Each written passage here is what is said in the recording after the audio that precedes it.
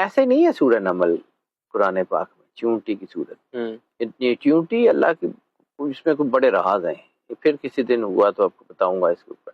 مولا کائنات امام علی علیہ السلام کا پورا خطبہ ہے چونٹی کے اوپر، کیا ہے کیسے ہے سورہ نمل۔ ایسے ہی اللہ بلا وجہ کوئی باتیں نہیں کرتا۔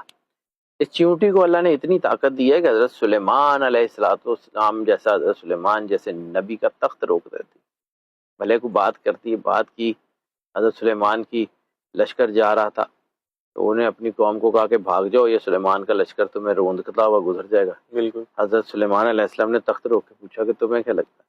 یعنی اتنی اس کو وزڈم، اتنا اس کو دیا ہے کہ وہ حضرت سلیمان جیسے بادشاہ کی بادشاہی اس کے تخت کو روک سکتی ہے۔ تو یہ آپ کے رزق کے اوپر بھی اثر انداز ہو سکتی ہے۔ کرنا کیا ہے؟ ایک بسکٹ لیں، ٹھیک ہے، صبح اپنا ناشتہ کرنے سے پہلے، یہ شرط ہے۔ اچھا یہ شرط ہے، خود ناشتہ کرنا، اپنے اللہ کی مخلوق کو اپنے کھانا کھانے سے پہلے دینا، اس کی سگنیفیکنس بڑھتی ہے۔ یعنی جس وقت آپ کو بھی بھوک لگی ہوئی ہے تو آپ لوگوں کی بھوک کا انتظام کرتے ہیں۔ یہ کائنات پوری میٹافرس کے اوپر ہے، کائنات پوری تشبیہوں کے اوپر ہے، کائنات پوری ریپلیکاز کے اوپر ہے۔ یعنی آپ نے سب سے پہلے کیا کیا کہ آپ کو بھوک لگی ہوئی، آپ نے اپنی بھوک کو روکا اور مالک کی مخلوق کی بھوک کا انتظام کیا۔ کائنات کے مالک کو غیرت آئے گی، وہ آپ کی بھوک کا انتظام اس سے بہت ہزار گنا اچھا کرتے ہیں۔ بالکل۔ دوسرا، سب سے بڑا جو خیرات ہے، سب سے بڑا جو آپ سمجھ لیں کہ اللہ کی راہ میں انفاق فی سبیل اللہ، وہ کیا ہے کہ قبلہ روح ہو کے زکوٰۃ دینا۔ جیسے مولا کائنات امام علی علیہ السلام نے حضرت سلیمان علیہ السلام کی انگوٹھی حالت رکوع میں جو ہے وہ زکوٰۃ دے دی تھی، اتارنے والا اتار کے لے گئے۔ مولا نماز پڑھ رہے تھے تو حالت رکوع میں ہی آپ نے ہاتھ ایسے کیا تو اتار لی۔ کہتے ہیں اہل تفسیر، اہل نظر، کہ سب سے بڑی خیرات جو اللہ کی بارگاہ میں منظور ہے وہ حالت رکوع میں۔ آپ نے وہ بسکٹ پکڑا، میں پھر گھوم گھوم کے باہر رواز کی طرف آ رہا ہوں، بسکٹ پکڑا، قبلہ روح ہو کے تھوڑا سا جھک کے عزت کے ساتھ مالک کی مخلوق سمجھ کے اس کو وہ بسکٹ پیش کر دیا، ٹھیک ہے؟ وہ ہو گیا۔ 10,000 چیونٹی نے وہ کھانا ہے۔ رسالت مآب سرور انبیاء صلی اللہ علیہ وسلم نے فرمایا تم نے کسی ایک کو رزق دیا تو اس دن کا ذمہ دار میں، رسالت مآب کا وعدہ۔ 10,000 چیونٹی کا مطلب ہے 10,000 دن، 365 دن کا سال۔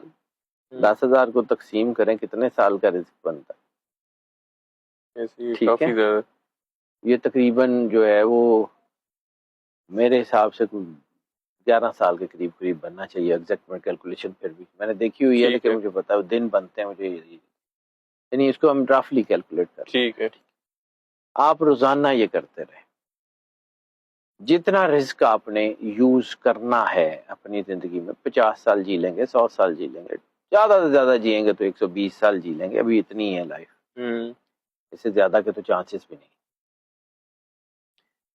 تو آپ نے اپنی زندگی کے دن گزار لیے، اب آپ کا رزق پینڈنگ ہے۔ رسالت مآب نے وعدہ کیا ہوا کہ میں تمہیں دوں گا۔ بالکل، یہ تو نہیں ہو سکتا کہ سرور انبیاء صلی اللہ علیہ وآلہ وسلم کا کیا ہوا وعدہ ادھر سے ادھر ہو جائے، سوال ہی نہیں ہوتا۔ لا ریب فی کتاب ہے، اس کا مالک اللہ، اور اللہ نے جس تمام جہانوں کی پیٹنٹ شپ جن کے نام لکھی لولا کلمہ خلقت الافلاق میں، وہ سرور انبیاء صلی اللہ علیہ وآلہ وسلم آل اینڈ آل ہے، تو یہ کیسے ہو سکتا ہے ان کا کیا ہوا وعدہ؟ اب اس کی سگنیفیکنس سمجھیے، بار بار روک روک کے وہیں گھما گھما کے بات کرنے کا مقصد صرف اس کی سگنیفیکنس کو سمجھانا ہے۔